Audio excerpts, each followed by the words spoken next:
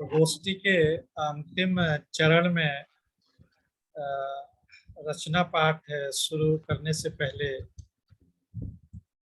मैं अंतिम कवि की जो शब्द हैं उनको पढ़ना चाहूंगा।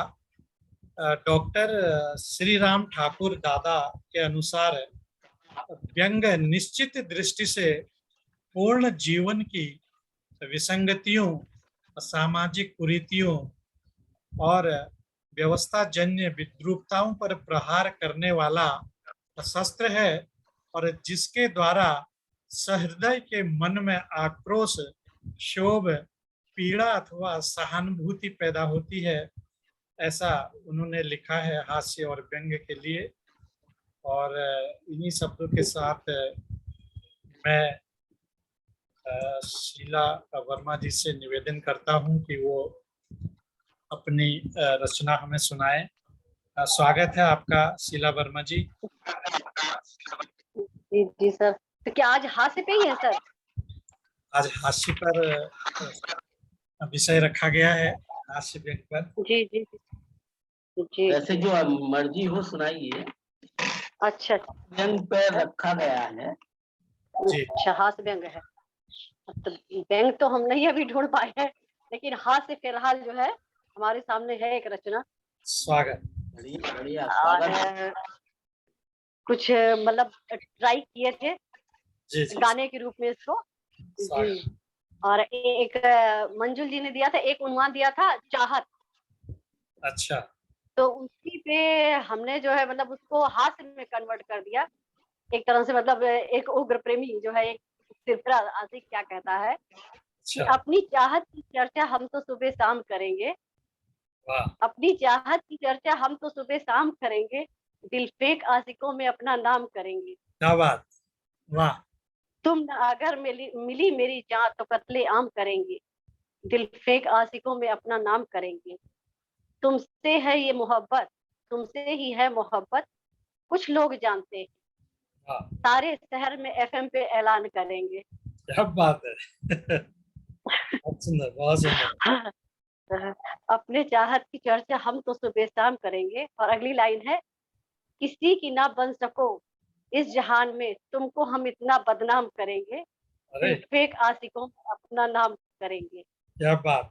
चाहे ना माने अम्मा, चाहे ना माने अब्बा, जुम्मे के दिन है तुमसे हम निकाह करेंगे, दिल फेक आशिकों में अपना नाम करेंगे। वाह वाह। बस और छोटी सी बस ऐसे ही ट्राई किए थे, क्योंकि हाथ से हम लिखते नहीं है। सही है सही है। हास्य तो कहीं से भी निकल सकता है। ये तो बहुत ही अच्छा आपने सुनाया, सुंदर रचना है। हास्य की यही विशेषता है कि कहीं से भी। हाँ, अगर सिरफिरा आशिक है तो कुछ भी करने को तैयार हो जाता है। जी जी बिल्कुल। और हालांकि हम लोगों ने हास्य पर काफी चर्चा की। मंजू जी ने बताया कि हास्य लिखना बहुत अच्छा। कठिन है और मुझे भी लगता है कि हम्म। हास्य लिखना बहुत कठिन है।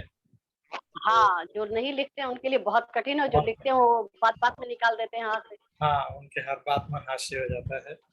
हाँ हाँ। चलिए शीला वर्मा जी, आपसे एक और रचना सुनेंगे थोड़ी देर में। और जी उससे जी जी। पहले मैं आदरणीय डॉक्टर श्याम गुप्ता जी से निवेदन करता हूं कि वो अपनी रचना से हमें अनुग्रहित करें। डॉक्टर साहब, स्वागत है आपका। धन्यवाद। स्वागत। देखिए, दूसरे पे तो हास्य सभी कर लेते हैं, जी। अपने पर हास्य करना बड़ा मुश्किल होता है। बहुत मुश्किल होता है। इसी तरह से अपने समाज पर, अपने धर्म पर हास्य करना भी बड़ा मुश्किल काम होता है। जी बिल्कुल। तो देखिए, काहे मलमल कुंभ नहाए। अच्छा। हास्य की खासियत यह है कि कभी पर्सनल नहीं होना चाहिए। जी। अगर हास्य जो है सामूहिक है, समाज पर है, तो वो असली हास्य और व्यंग भी है, सही है। क्योंकि वो अपने ऊपर माना जाएगा। सही। काहे मलमल कुंभ नहाए। हाँ। गीत है एक, रे मनुआ मेरे, रे मनुआ मेरे, रे मनुआ मेरे, काहे मलमल कुंभ नहाए। हाँ। मन के घट मद मोह भरा रे मन के घट, मद मोह भरा रे यह तू समझ न पाए रे, रे मनुआ मेरी। बहुत सुंदर। नदिया तीर लगाए मेले, भीड़ भड़क के ठेलम ठेले, दूर दूर चले आए 68 कुंभ नहाए, मन का मैल न जाए रे, रे मनुआ मेरे, रे मनुआ मेरे।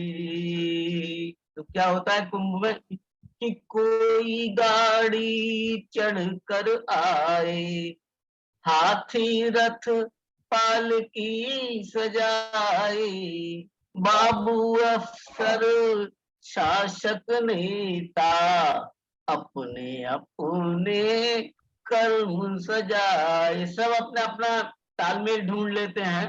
जी जी, बहुत सुंदर, बहुत सुंदर रचना।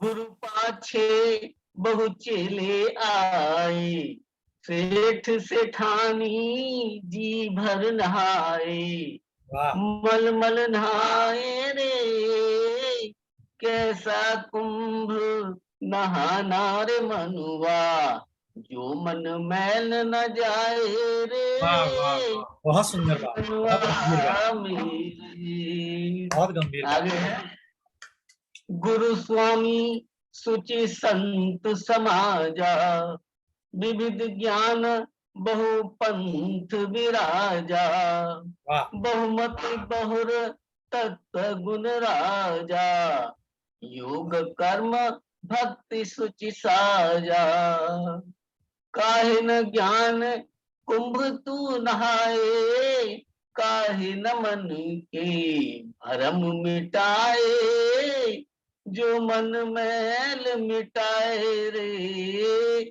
मन शुचि कर्म सजाए रे, रुचि रुचि कुंभ नहाए रे, बहुत रे मनुआ मेरे।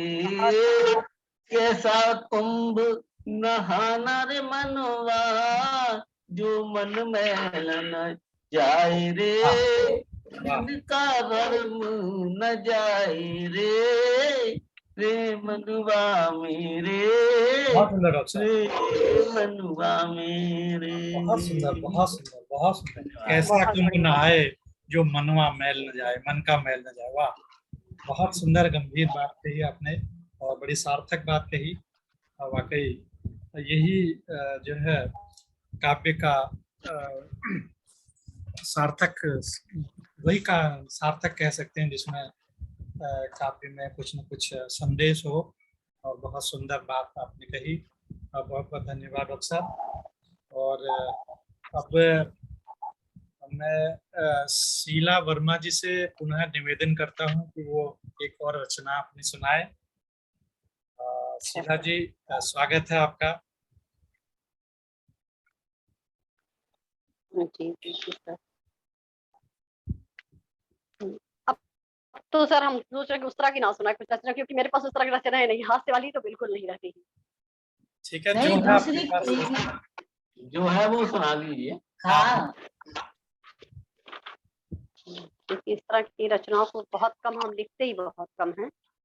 एक गीत है, जी, सच्चा सच्चा प्यार हमारा, सच्ची सच्ची प्रीत है, जीवन में मुश्किल से मिलता हमको मन का मीत है। बहुत बढ़िया, बहुत सही बात, बढ़िया, बहुत बढ़िया।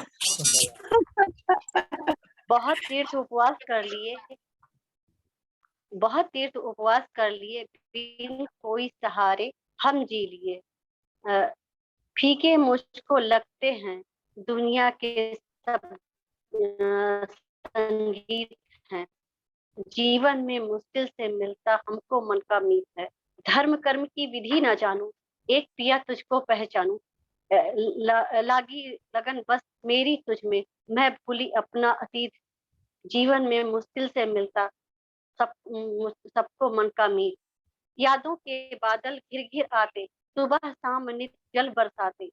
दरस परस को तड़प रही, अब ये कैसी प्रीत की रीत है। जीवन में मुश्किल से मिलता हमको मन का मीत है। बहुत मोहन आके जरा बजा मुरलिया, मोहन आके जरा बजा मुरलिया। मुझे तान थोड़ा सुना संवरिया। सूना सूना ये जीवन है, अब बनता नहीं कोई संगीत है। बहुत जीवन में मुश्किल से मिलता हमको मन का मीत है। वाह, बहुत सुंदर, इसी के साथ वाणी को विराम। बहुत सुंदर। कविता छोटी थी लेकिन संदेश बढ़िया, बहुत बहुत बड़ा। बढ़िया। बहुत सुंदर बात आपने बताई है। और किसी को यहाँ मुकम्मल जहाँ नहीं मिलता, कभी हाँ, जमीन कभी जमीन आसमां नहीं मिलता। आसमान है। वाह, जी जी बिल्कुल सही बात है, और यही संदेश आपकी रचना में था। और आप थोड़ा हमारे साथ विलम्ब से जुड़ी हैं। आप बहुत सुंदर रचनाएं मंजू जी ने, सुषमा जी ने और विजय कुमारी मौर्य जी ने सुनाई हैं। आप वीडियो के माध्यम से उन्हें देखें और सुने। और अब हमारी आज की गोष्ठी समापन की ओर है, और इस गोष्ठी के अंत में आप बुलाओ। मैं पांडे जी को हम आमंत्रित करते हैं, जी डॉक्टर अपनी साहब, रचना सुनाएं। धन्यवाद। और आज की, क्योंकि आज हमारा विषय है हास्य व्यंग, और जैसा कि मैंने कहा कि मैं भी हास्य व्यंग का कवि नहीं हूँ और नहीं कविताएं लिख पाता हूँ। एक घटना मेरे साथ घटी थी आज से 5-6 साल पहले, ऑफिस से वापस आते समय। तो घटना में बिल्कुल हास्य ही हास्य है, और कुछ उसका ऐसा कुछ प्रसंग है कि अगर कुछ ठीक ना लगे तो मैं उसके लिए क्षमा भी चाहूंगा। और जो सत्य है, जैसा मैंने देखा वैसा ही मैंने लिखने की कोशिश की है, तो आप लोगों के समक्ष प्रस्तुत जी। करता हूँ। क्योंकि हास्य विषय है, इसलिए मैं ये रचना यहाँ पर सुना रहा हूँ। और स्वागत है, स्वागत है। स्वागत है पांडे जी, स्वागत है। जी अच्छी ही रचना सुनाते हैं आप। हाँ, थोड़ा सा ये हटकर है। तो रचना कुछ ऐसी है कि सर्दियों के दिन मेट्रो से घर आ रहा था।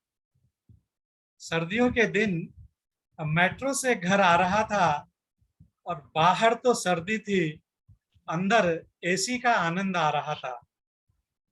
बाहर तो सर्दी थी और अंदर एसी का आनंद आ रहा था। और एक बेंच पर हम 6 लोग बैठे थे। एक बेंच पर हम 6 लोग बैठे थे, और उसमें 4 महिलाएं और 2 पुरुष ऐसे थे कि मैं तो किनारे पर था। मैं तो किनारे पर था, और दूसरा उन चारों के मध्य, मैं तो किनारे पर था और दूसरा उन चारों के मध्य, और बैठा था ऐसे जैसे हो सभ्य। बैठा था ऐसे जैसे हो सभ्य, और महिलाएं आपस में बतिया रही थी। महिलाएं आपस में बतिया रही थी, और लगता था सभी स्कूल से आ रही थी। महिलाएं गलत आपस बात है, चुपचाप सुनना। महिलाओं की बात चुपचाप सुनना गलत। सुनाइए, हम भी आनंद ले रहे हैं। डॉक्टर साहब, जैसा देखा वैसा मैंने लिखा है। बिल्कुल सही है, सही लिखा है। जी, तो महिलाएं आपस में बतिया रही थी, और लगता था सभी स्कूल से आ रही थी। और देखने से खाते पीते घर की तंदुरुस्त और साड़ी में छा रही थी। देखने से खाते पीते घर की अच्छा। तंदुरुस्त और साड़ी में छा रही थी। अब उनकी बातें बड़ी शालीनता से हो रही थी। उनकी बातें बड़ी शालीनता से हो रही थी, और स्कूल से निकल कर भी वहीं की हवा में खो रही थी। स्कूल से निकलकर भी वहीं की हवा में खो रही थी। और शक में निगाहें मध्य बैठे, और शक में अब ऐसा कुछ हुआ कि उनको कुछ संदेह हो गया। अब क्या हुआ उसी के बारे में ये रचना है। शक में हाँ निगाहें, बताइए। शक में निगाहें मध्य बैठे व्यक्ति को घूर रही थी, और वे कभी दाएं मुंह कर सांस खींचती, वे कभी दाएं मुंह कर सांस खींचती तो कभी मुंह बाएं कर छोड़ देती, वे कभी दाएं मुंह कर सांस खींचती तो बाएं मुंह कर छोड़ देती, और मेरी भी ऐसी ही स्थिति गंभीर थी, मेरी भी ऐसी ही स्थिति गंभीर थी, और नाक पर रुमाल होते हुए भी अधीर थी, और नाक पर रुमाल होते हुए भी अधीर थी, और पर उनकी सहनशीलता सच में प्रशंसनीय थी, और आत्मविश्वास से भरपूर और सभ्यता के करीब थी। और तभी उनमें से एक महिला ने कहा कि मुझे तो मूली की सी गंध आ रही है। तभी उनमें से एक महिला ने कहा कि मुझे तो मूली की सी गंध आ रही है, और दूसरी ने कहा मुझे गोभी की सता रही है। तभी उनमें एक महिला ने कहा कि मुझे तो मूली की सी गंध आ रही है, और दूसरी ने कहा मुझे गोभी की सता रही है, और तीसरी बोली मिक्स आ रही है, अर्थात मूली की और गोभी की, दोनों की। तीसरी बोली कि मिक्स आ रही है। मूली को भी और तभी चौथी ने अपने बैग से रूम फ्रेशनर निकाला।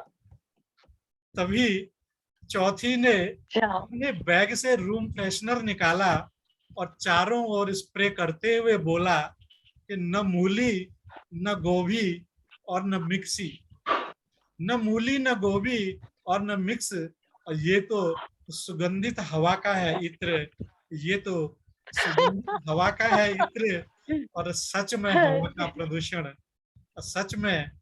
का प्रदूषण सुगंधित हवा में बदल गया, और हमने चैन की सांस ली, और वह आदमी अगला स्टेशन आते ही उतर गया, और वह आदमी अगला स्टेशन आते ही उतर गया।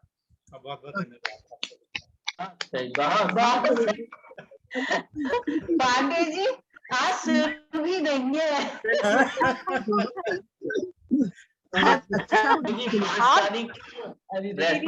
लेकिन सीरियस रहते हैं। पांडे अब देखिए ना, हास्य आप कहते नहीं बहुत सीरियस, आप सीरियस दिखते भी है, लेकिन सीरियस आपका आवाज सीरियस नहीं था। वही मैं कह रहा हूँ, प्रकाश जी लगता है पूरी तरह उनमें समा गए थे, एकदम ऑब्जर्व कर।